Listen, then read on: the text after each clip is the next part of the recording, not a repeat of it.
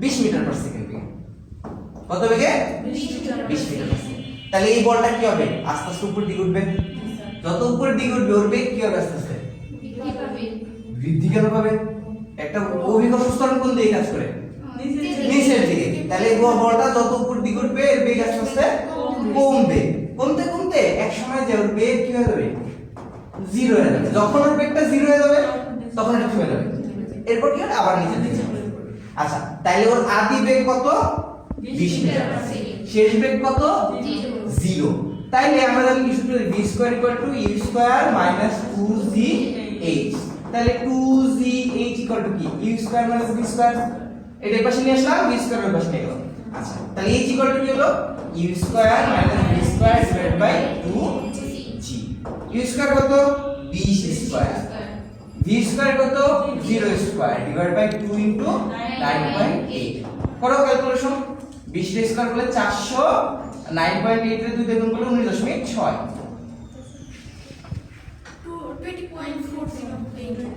20.408 metre. তার মানে এই বলটা সর্বোচ্চ কত উপরে উঠবে? 20.408 মিটার, তাই না? আচ্ছা ঠিক আছে।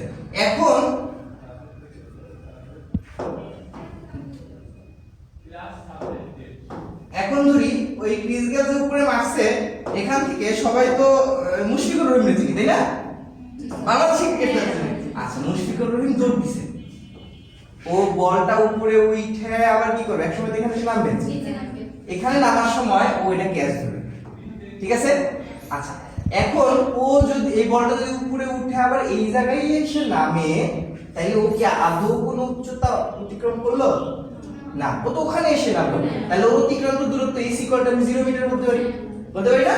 আচ্ছা, যখন একটা বস্তুকে উপরে লিখে পড়ো a equal to ut minus half g t square, তাহলে উপরে উঠে আবার যদি এখানেই নামে তাহলে s এর মান কত? 0। আচ্ছা, তাহলে এটা যদি 0 হয় এটা এই পাশে নিয়ে আসলাম, তাহলে half g t square equal to কি? ut। আচ্ছা, ut, তাহলে এখান থেকে একটা টি কাটে দেওয়া যাবে। তাহলে একটা টি কাটে দিলে কি হয়? এখানে থাকে হচ্ছে half gt equal to u। তাহলে t ইকুয়াল টু কত? 2 পড়ে যাবে, g নিচে আসবে, 2u বাই g। আমি কত বেগে নিক্ষেপ করছি? 20 মিটার পার সেকেন্ড। তাহলে 2 ইনটু 20 ডিভাইডেড বাই 9.8 করো, 40 ভাগ 9.8, 4.08 সেকেন্ড। তার মানে এই বলটা উপরে উঠে আবার এখানে নামতে কত সময় লাগাবে? 4.08 সেকেন্ড। এখন মুশফিকুর রহিম যদি এখান থেকে 4.08 সেকেন্ডের মধ্যে এখানে আসতে পারে, তাহলে বলটা ঢুকতে পারবে। যদি এর থেকে কম সময় আসে তাও পারবে, যদি বেশি সময় লাগে তাহলে আর পারবে না। বুঝা গেছে? আচ্ছা, ধরি এখান থেকে এইটুকের দূরত্ব হচ্ছে 40 মিটার, ও ধরি আমি 10 মিটার পার সেকেন্ড বেগে দৌড় দিছে। কত বেগে দৌড় দিছে? 10 মিটার পার সেকেন্ড। তাইলে আমরা s ইকুয়াল টু জানি কি? vt। তাহলে t ইকুয়াল টু কত? s by v। s কত? 40 মিটার, আর v কত? 10 মিটার পার সেকেন্ড, তার মানে 4 সেকেন্ড। তাহলে বলতে পারবে? অবশ্যই পারবে, কারণ বলটা পড়তে আমার সময় লাগছে 4.08 সেকেন্ড, আর ও আসছে কয় সেকেন্ডে?